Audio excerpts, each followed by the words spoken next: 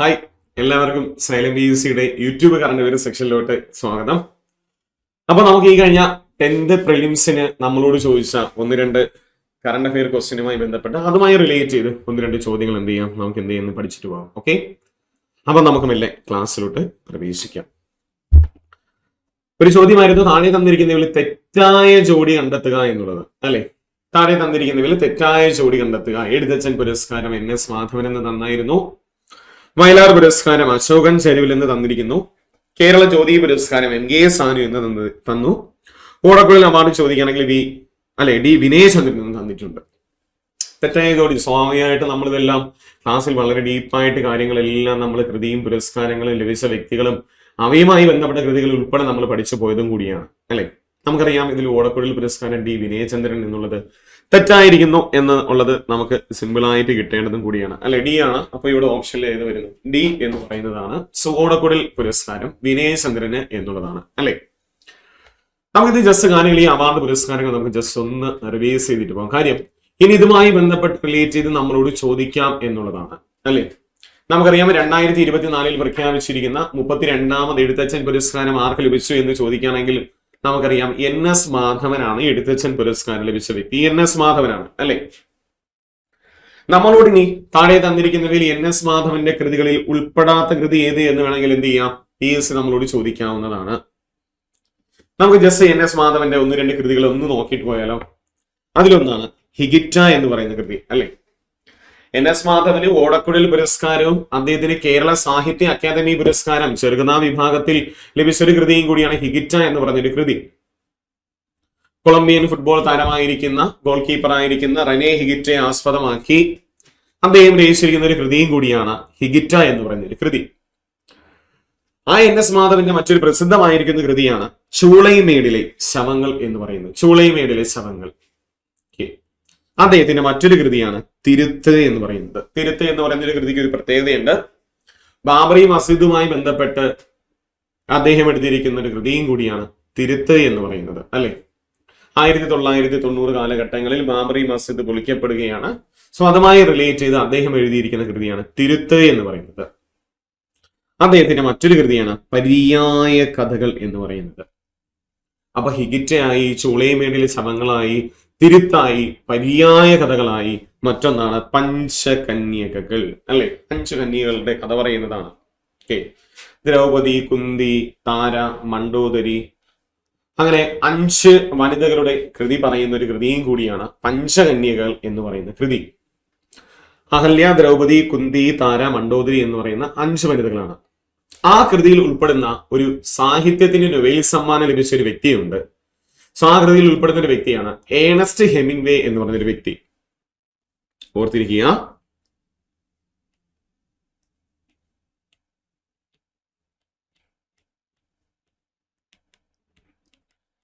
Ernest Hemingway.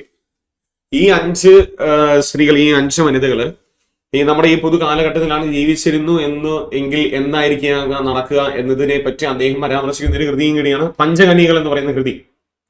മറ്റൊരു പ്രസിദ്ധമായ കൃതിയാണ് ഭീമച്ചൻ എന്ന് പറയുന്ന കൃതി. ഭീമച്ചൻ. അല്ലെ, പക്ഷെ ഈ വർഷം നടക്കുന്ന ഒരു എക്സാമിന് PSC നമ്മളോട് ഉറപ്പായിട്ടും ചോദിക്കാവുന്ന ഒരു കാര്യം എന്ന് പറയുന്നത് ഭീമനെ കേന്ദ്ര കഥാപാത്രമാക്കി MT രചിച്ച നോവൽ ഏത് എന്ന് ചോദിക്കാം. കാര്യം MD വാസുദേവൻ നായർ അന്തരിച്ചായിരുന്നു. അപ്പൊ സ്വാഭാവികമായിട്ട് ഇനി MD വാസുദേവൻ നായരുമായി ബന്ധപ്പെട്ട് നമ്മളോട് തീർച്ചയായിട്ടും PSC എക്സാം ചോദിക്കുന്നതായിരിക്കും. അതിൽ യാതൊരു സംശയം വേണ്ട. ഭീമനെ കേന്ദ്ര കഥാപാത്രമാക്കി MT രചിച്ചിരിക്കുന്ന നോവല് ഒന്ന് കമന്റ് ചെയ്തേക്ക് കേട്ടോ.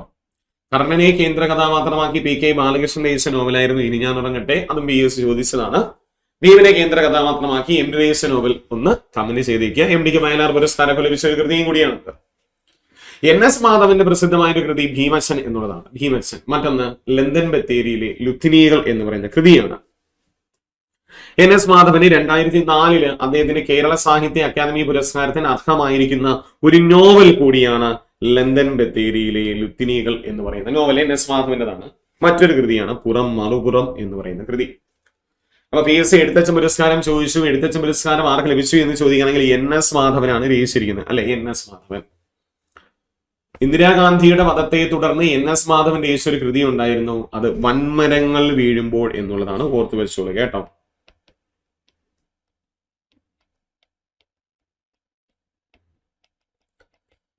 ഇന്ദിരാഗാന്ധിയുടെ വധം പ്രമേയമായി വരുന്നൊരു കൃതിയും കൂടിയാണ് NS മാധവന്റെ വൻമരങ്ങൾ വീഴുമ്പോൾ എന്ന് പറയുന്ന ഒരു കൃതി.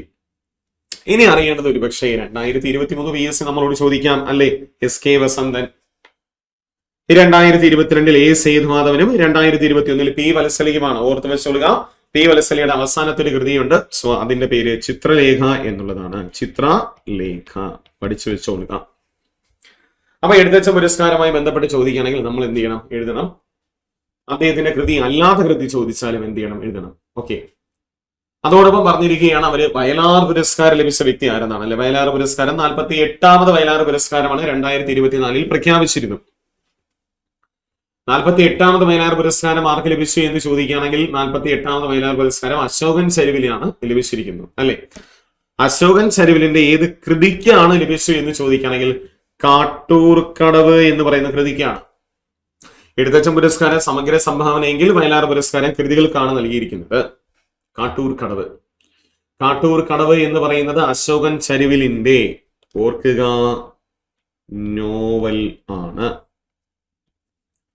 നമുക്ക് ചോദിക്കാം കാട്ടൂർ കടവ് ഏത് വിഭാഗത്തിൽ പെടുന്നു? നോവൽ വിഭാഗത്തിലാണ് കാട്ടൂർ കടവ്. അശോകൻ ചരുവിലിന്റെ കാട്ടൂർ കടവ്. PSC നമ്മളോടും എന്ത് ചെയ്യാം? താഴെ തന്നിരിക്കുന്നവയിൽ അശോകൻ ചരുവിലിന്റെ കൃതികളിൽ ഉൾപ്പെടാത്ത കൃതി ചോദിക്കാം. ഒന്ന് സൂര്യകാന്തികളുടെ നഗരം, പരിചിത ഗന്ധങ്ങൾ, ഒരു രാത്രിക്ക് ഒരു പകൽ, മരിച്ചവരുടെ കടൽ, ജലജീവിതം, കടൽക്കരയിലെ വീട്, ആമസോൺ. ഇതെല്ലാം ആരുടെ കൃതികളാണ്? അശോകൻ ചരുവിലിന്റെ കൃതിയാണ്. PSC ചോദിക്കാം താഴെ തന്നിരിക്കുന്നവയിൽ ഇന്നാളുടെ കൃതികളിൽ ഉൾപ്പെടാത്ത കൃതി ഏത് എന്ന് വേണമെങ്കിൽ നമ്മളോട് ചോദിക്കാം. നമ്മൾ ഉൾപ്പെട്ടിരിക്കുന്ന കൃതികൾ അറിഞ്ഞിരുന്നാൽ മാത്രം മതി.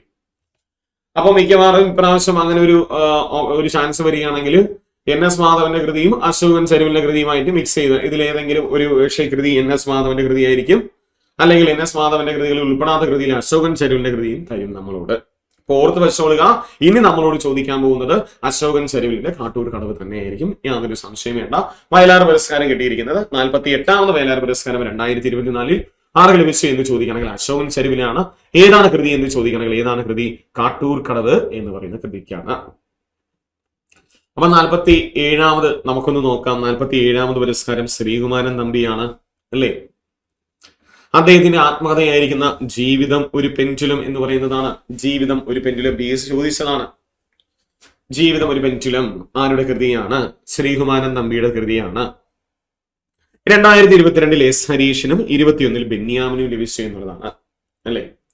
നമുക്ക് 22 മുതൽ ഇങ്ങോട്ട് നോക്കുകയാണെങ്കിൽ നോക്കൂ, ഹരിശ്രീ അശോകൻ എന്ന് നമ്മൾ കേട്ടിട്ടുണ്ടായിരിക്കും അല്ലെ. ഹരിശ്രീ അശോകൻ എന്ന് പറഞ്ഞൊരു നടനെ ഒന്ന് ചിന്തിച്ചാൽ മാത്രം മതി, നമുക്ക് 22 മുതലുള്ളത് നമുക്ക് എന്ത് ചെയ്യാം? ഓർത്തിരിക്കാം അല്ലെ. ഹരിശ്രീ. So 22 S Harish.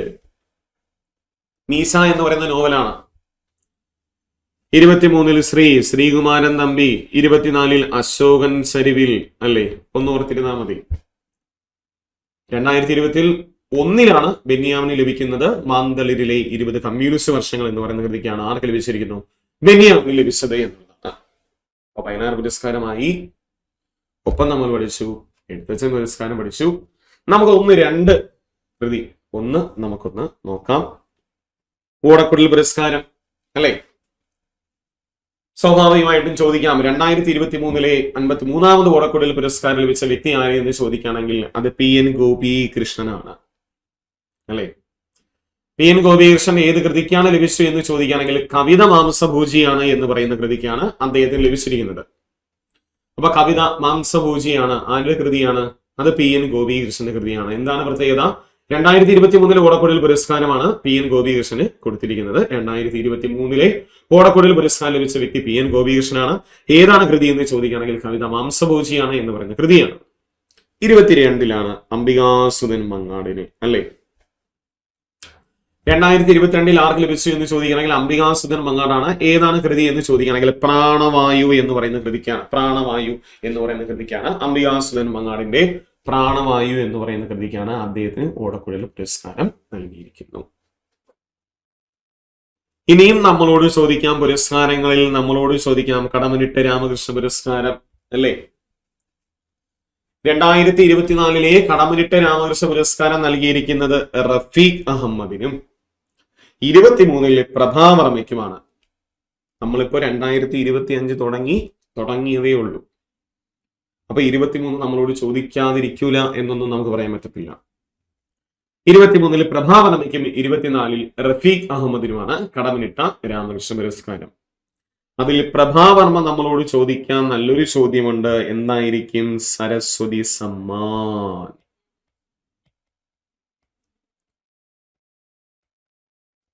അല്ലേ? 2023 സരസ്വതി സമ്മാൻ പുരസ്കാരം ലഭിച്ച ഒരു വ്യക്തിയും കൂടിയാണ് പ്രഭാവർമ്മ.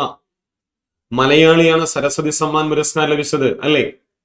രൗദ്ര സാത്വികം എന്ന് പറയുന്ന കാവ്യാഖ്യായിക എന്ന് പറയുന്ന വിഭാഗത്തിൽപ്പെടുന്ന കൃതിക്കാണ് അദ്ദേഹത്തിന് 2023 സരസ്വതി സമ്മാൻ പുരസ്കാരം ലഭിച്ചു എന്നുള്ളതാണ്.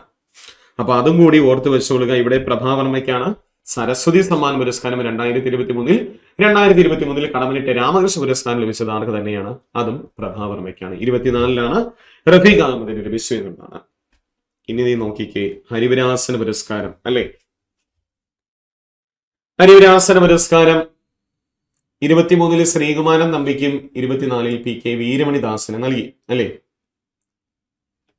ഇനി 25 ആ പുരസ്കാരം 25 നൽകാൻ പോകുന്നത് ഇപ്പൊ നാം പ്രഖ്യാപിച്ചതേ ഉള്ളൂ, കൈതപ്രം ദാമോദരൻ നമ്പൂതിരിക്കാണ് അല്ലെ? കൈതപ്രത്തിനാണ്. സോ 2025 അദ്ദേഹത്തിന് നൽകും. 24 ആർക്ക് നൽകി എന്ന് ചോദിക്കുകയാണെങ്കിൽ അത് PK വീരമണിദാസനും, 23 ഹരിവരാസന പുരസ്കാരം ആർക്ക് നൽകി എന്ന് ചോദിക്കുകയാണെങ്കിൽ അത് ശ്രീകുമാരൻ തമ്പിക്കാണ് നൽകിയിരിക്കുന്നത്. നമുക്ക് കൂടുതൽ ഇമ്പോർട്ടന്റ് 24 ഓർത്ത് വെച്ചോളുക. അത് PK വീരമണിദാസനാണ് നൽകിയത്. 2024 ഹരിവരാസന പുരസ്കാരം നൽകിയ വ്യക്തി ആരാണ്? അത് PK വീരമണിദാസാണ്. 25 പുരസ്കാരം ആർക്ക് കൊടുക്കും? കൈതപ്രത്തിനാണ് കൊടുക്കാൻ പോകുന്നത്. 23 ലഭിച്ചത് ശ്രീകുമാരൻ തമ്പിക്കാണ്, ഓർത്ത് വെച്ചോളുക. അതോടൊപ്പം ജ്ഞാനപ്പാന പുരസ്കാരം PSC 23 പുരസ്കാരമാണ് ചോദിച്ചു നിർത്തിയിരിക്കുന്നത്. 23 വി മധുസൂദനൻ നായർക്കും 24 രാധാകൃഷ്ണൻ കാക്കശ്ശേരിക്കുമാണ് ജ്ഞാനപ്പാന പുരസ്കാരം. 24 രാധാകൃഷ്ണൻ കാക്കശ്ശേരിയുമാണ് മാറിപ്പോയത്. 23 വി മധുസൂദനൻ നായർക്കും 24 ആർക്ക് ലഭിച്ചു? രാധാകൃഷ്ണൻ കാക്കശ്ശേരിക്കുമാണ് പുരസ്കാരം കൊടുത്തത്. ഇത്രയും കാര്യങ്ങളൂടെ എന്ത് ചെയ്യാവുന്ന ഓർത്ത് വെച്ചോളുക. നമുക്കിനി അതിലെ മറ്റൊരു പ്രധാനപ്പെട്ട ഒരു ചോദ്യത്തിലോട്ട് പ്രവേശിക്കാം. ഒരേ ചോദ്യം തന്നെ അതുമായി റിലേറ്റ് ചെയ്ത് മറ്റൊരു ചോദ്യം കൂടി PSC നമ്മളോട് ചോദിച്ചു. 2 മാർക്കിന് കിട്ടേണ്ടതും കൂടിയാണ് അല്ലെ? 2024 നടന്ന ബ്രിക്സ് ഉച്ചകോടിയുമായി ബന്ധപ്പെട്ട് താഴെ കൊടുത്തിരിക്കുന്ന പ്രസ്താവനകളിൽ ശരിയേത്? ബ്രിക്സ് ഉച്ചകോടിയുമായി ബന്ധപ്പെട്ട് താഴെ കൊടുത്തിരിക്കുന്ന പ്രസ്താവനകളിൽ ശരിയേത് എന്നൊരു ചോദ്യമാണ് വരേണ്ടത്. 2024 നടന്ന ബ്രിക്സ് ഉച്ചകോടിയാണ് അല്ലെ? 16ാം ഉച്ചകോടിയാണ് ഖസാനിൽ നടന്നു എന്നുള്ളത് നമുക്കറിയാം അല്ലെ? 16ാം ഉച്ചകോടി ഖസാനിൽ നടന്നു, ബ്രിക്സ് ഉച്ചകോടി അല്ലെ? ഖസാൻ സ്ഥിതി ചെയ്യുന്നത് ചൈനയിലാണ് എന്നുള്ളതാണ് കൊടുത്തിരിക്കുന്നത്. അല്ല, ബ്രിക്സ് ഉച്ചകോടി നടന്നത് ചൈനയിലല്ല എന്ന് നമുക്കറിയാം അല്ലെ?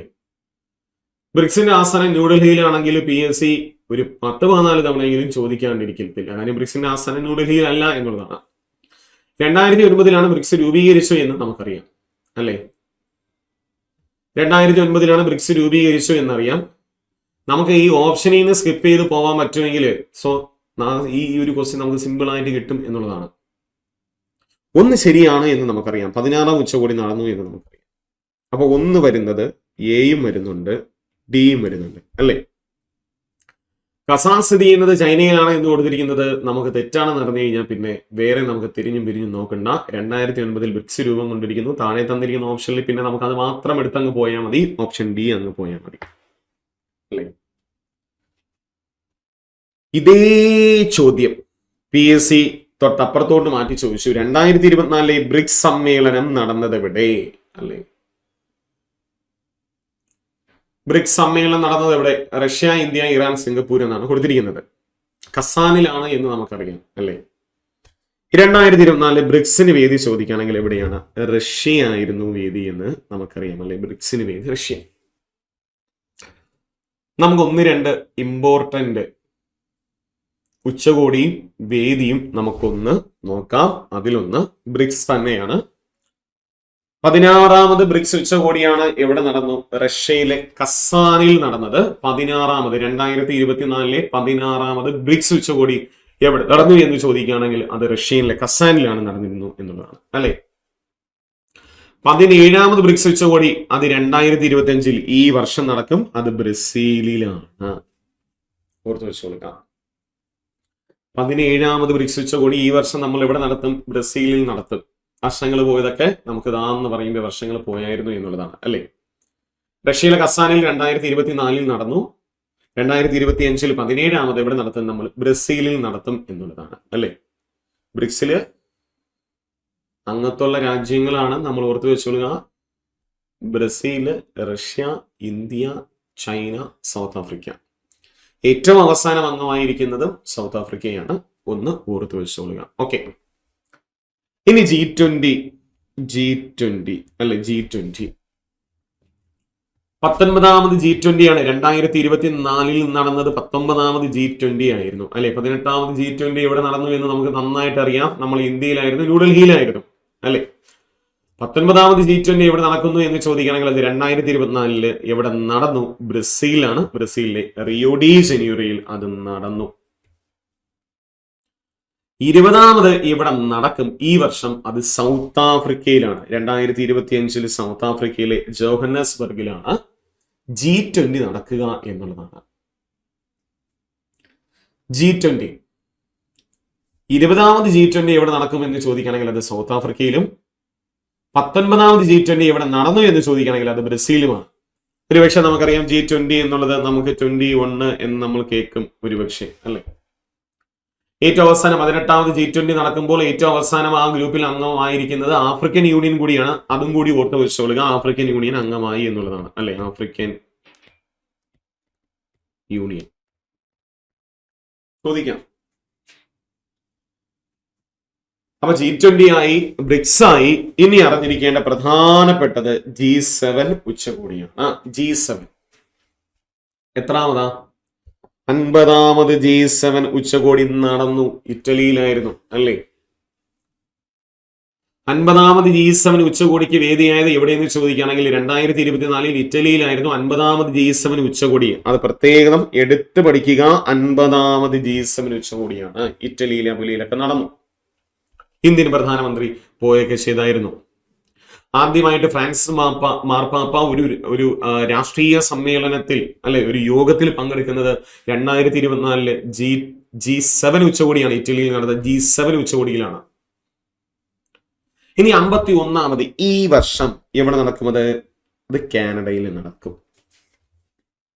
2025 51ാമത് G7 ഉച്ചകോടിക്ക് എവിടെ വേദിയാവുമെന്ന് ചോദിക്കുകയാണെങ്കിൽ അത് കാനഡയാണ്. 50ാമത് G7 ഉച്ചകോടി എവിടെ നമ്മൾ നടത്തി? ഇറ്റലിയിൽ നടത്തി. 51ാമത് നമ്മൾ എവിടെ നടത്തും ഈ വർഷം? അത് കാനഡയിലാണ്. ഓർത്തിരിക്കുക. നമ്മളോട് ഇതായിരിക്കും ചോദിക്കാൻ ചാൻസ് കൂടുതൽ. ഇല്ലെങ്കിൽ 50ാമത് G7 ഉച്ചകോടിക്ക് വേദിയായ രാജ്യം എന്ന് PSC എടുത്ത് ചോദിക്കും. എവിടെയാണ്? ഇറ്റലിയിലാണ്. ഓർത്ത് വെച്ചോളുക. നടന്നത് ഇറ്റലിയാണ്. അപ്പൊ ബ്രിക്സ് ആയി, G7 ആയി. ഇനി ഒരു 4 കാര്യം കൂടി ഓർത്ത് വെച്ചോളുക. ലോക പരിസ്ഥിതി ദിനാചരണത്തിന്റെ വേദി അല്ലെ. ഈ സമയത്ത് ഏറ്റവും കൂടുതൽ തവണ ചോദിച്ച ക്വസ്റ്റ്യൻസിൽ ഒന്നും കൂടിയായിരുന്നു 2024 ലോക പരിസ്ഥിതി ദിനാചരണത്തിന്റെ വേദി എവിടെയെന്നുള്ളത് അല്ലെ. 2024 വേദി നമുക്കറിയാം, അത് സൗദി അറേബ്യ ആയിരുന്നു. 24 2025 ലോക പരിസ്ഥിതി ദിനാചരണത്തിന്റെ വേദി ചോദിക്കുകയാണെങ്കിൽ അത് ദക്ഷിണ കൊറിയയിലാണ് വേദിയായിരിക്കുന്നത്. ദക്ഷിണ കൊറിയയിലാണ്. പഠിച്ചു വെച്ചോളുക. സൗത്ത് കൊറിയയിലാണ് 2025 ലോക പരിസ്ഥിതി ദിനാചരണത്തിന്റെ വേദി. സൗത്ത് കൊറിയയാണ്. ഓക്കെ, സൗത്ത് കൊറിയയിൽ നിന്ന് തരും. റിപ്പബ്ലിക് ഓഫ് കൊറിയ എന്ന് വേണമെങ്കിൽ നമുക്ക് ഒരു പക്ഷേ ഓപ്ഷനിൽ തരും. സൗത്ത് കൊറിയ ഓപ്ഷൻ ഇല്ലെങ്കിൽ റിപ്പബ്ലിക് ഓഫ് കൊറിയ എന്ന് നമുക്ക് തരും. അപ്പൊ 25 അത് റിപ്പബ്ലിക് ഓഫ് കൊറിയയിലാണ്. അപ്പൊ ലോക പരിസ്ഥിതി ദിനാചരണത്തോടൊപ്പം നമ്മൾ ഇതൊക്കെയാണ് COP30, COP29 അല്ലെ, കാലാവസ്ഥാ വ്യതിയാന ഉച്ചകോടികൾ ഇവിടെ നടക്കും എന്നുള്ളത് അറിഞ്ഞിരിക്കുക. 2024 COP29 എവിടെ നടത്തി? നമ്മൾ അസർബൈജാനിലെ ബാക്കുവിൽ നടത്തി. 28 ദുബായിലായിരുന്നു. ചോദിച്ചതായിരുന്നു 28ാമത് നമ്മൾ ദുബായിൽ നടത്തി.